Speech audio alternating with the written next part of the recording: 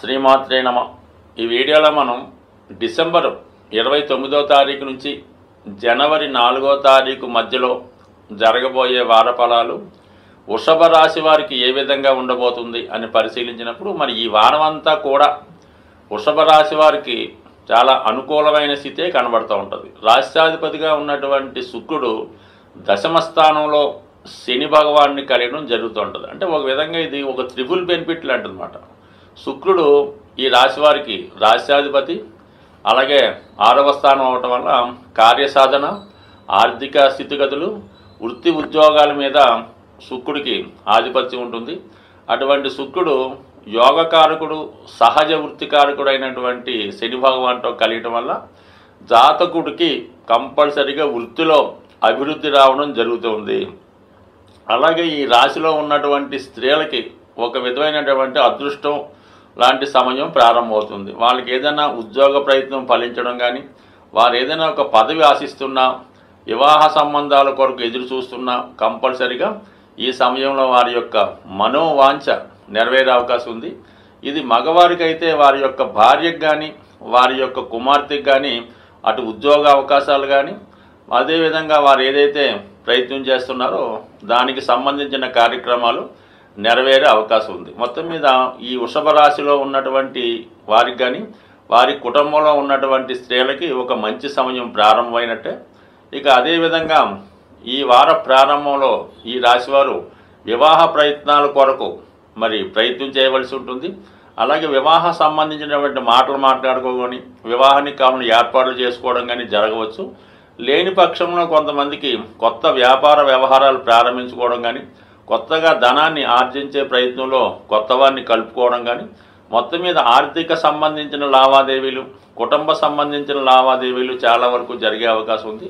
ముఖ్యంగా ఈ రాశిలో ఉన్నటువంటి వారు పెళ్లి విషయంలో ఒక నిర్ణయానికి రావాల్సి ఉంటుంది. ఇంకా తర్జన భర్జనలతో పడుతూ పెళ్లి విషయంలో ఇంకా క్లారిటీ రాకుండా, వివాహ విషయంలో ప్రేమ వివాహం పెద్దలు కూర్చున్న తర్జన భర్జనలో కాల యాపన చేయకుండా మరి ఈ సమయంలో మీరు ఇంచుమించుగా ఈ వారంలో వివాహ విషయంలో ఒక నిర్ణయానికి వస్తే అతి తొందరలో వివాహం జరగడానికి కూడా అనుకూలించే అవకాశం ఉంది. బట్ ఏదైనా ఈ వృషభ రాశి వారు సోమవారం, మంగళవారం చాలా వరకు అమావాస్య యోగం ఉంటుంది కాబట్టి ముఖ్యమైనటువంటి పనులు వాయిదా వేసుకోవడం కానీ, ఆ సమయంలో ఎటువంటి కొత్త ప్రయత్నాలు ప్రారంభించకుండా ఉండడం మంచిది. ఆ 2 రోజులు చాలా వరకు జాతకుడికి కాలయాపన జరుగుతూ ఉంటుంది, సమయం వృధాగా గడపడం జరుగుతూ ఉంటుంది. అయితే బుధ గురువారాల్లో మరి జాతకుడు పుణ్యక్షేత్రాలు దర్శించడం కానీ, కొత్త ప్రయత్నాలు ప్రారంభించడం, దూర ప్రాంత ప్రయాణాలకు కావాల్సినటువంటి ఏర్పాట్లు చేసుకోవడం జరుగుతూ ఉంటుంది. అదే సమయంలో ఏర్పడినటువంటి చంద్రమంగళ యోగం జాతకుడికి దగ్గర బంధువులతో అంటే మదర్తో కానీ, భార్యతో కానీ, అలాగే రక్త సంబంధీకులతో ఒక విధమైనటువంటి విభేదాలు, అభిప్రాయ భేదాలు రావచ్చు. అలాగే రుణదాతల నుంచి ఒత్తిడి పెరిగే అవకాశం ఉంది. మీరు ఎవరికైనా రుణం ఇస్తే వారు మిమ్మల్ని ఇబ్బంది పెట్టే సూచనలు కూడా ఉన్నాయి కాబట్టి సాధ్యమైనంత వరకు మరి కుటుంబ సభ్యులతో కానీ, రుణదాతలతో కానీ ఆర్థిక విషయాల్లో చాలా జాగ్రత్తగా వ్యవహరించడం మంచిది. మీరు మంచి చేద్దామని వెళ్తే తిరిగి అది మీకు రివర్స్ అయ్యే అవకాశం ఉంది కాబట్టి జాగ్రత్తగా వ్యవహరించడం మంచిది. ముఖ్యంగా శుక్ర శనివారాల్లో మరి చంద్రుడు దశమ స్థానంలోకి రావడం వల్ల అక్కడ ఉన్నటువంటి శుక్రుడు శనితో కలియడం వల్ల జాతకుడు వృత్తిపరమైన విషయాల మీద ఎక్కువగా ప్రయాణాలు చేయవలసి ఉంటుంది.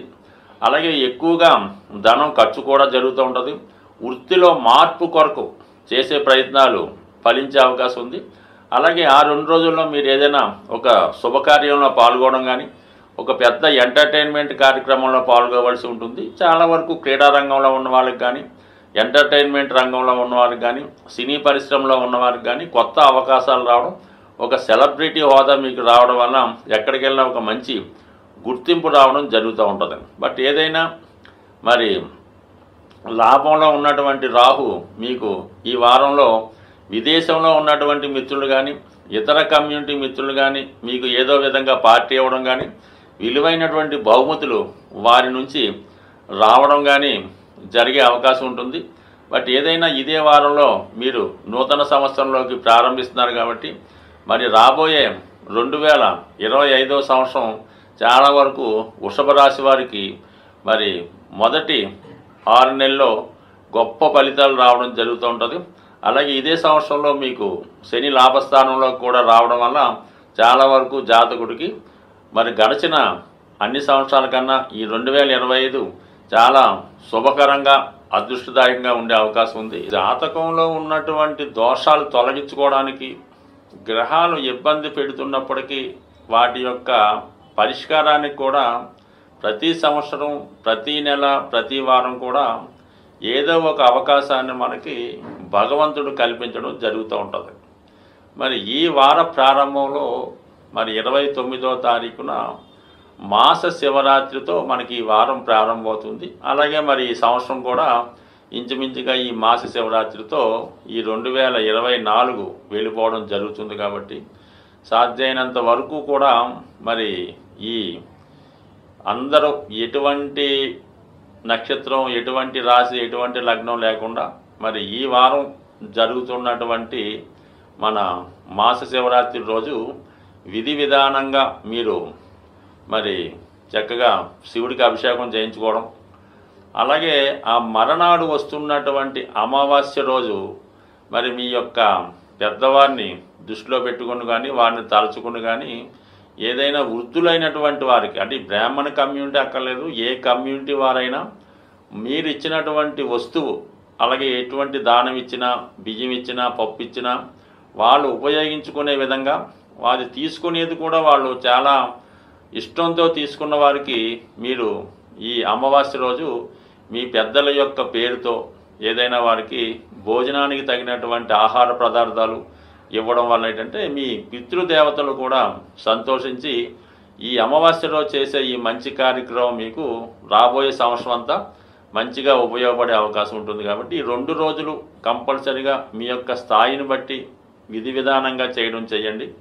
అలాగే ముఖ్యంగా ఈ 2025వ సంవత్సరం మరి డిసెంబర్ 31, జనవరి 1 తేదీలో చాలా వరకు అవకాశం ఉన్నవాళ్ళు మిగతా ఎంటర్టైన్మెంట్ కార్యక్రమాలు కాకుండా ఏదైనా ఒక పుణ్యక్షేత్రంలో కానీ, ఒక దేవాలయంలో కానీ మీరు ఈ నూతన సంవత్సరం ప్రారంభించుకుంటే చాలా వరకు ఆ సంవత్సరం అంతా కూడా మీకు అనుకూలంగా ఉండే అవకాశం ఉంది. కాబట్టి మరి సాధ్యమైనంత వరకు ఏదైనా దైవ కార్యక్రమాల్లో పాల్గొనే ప్రయత్నం చేయండి.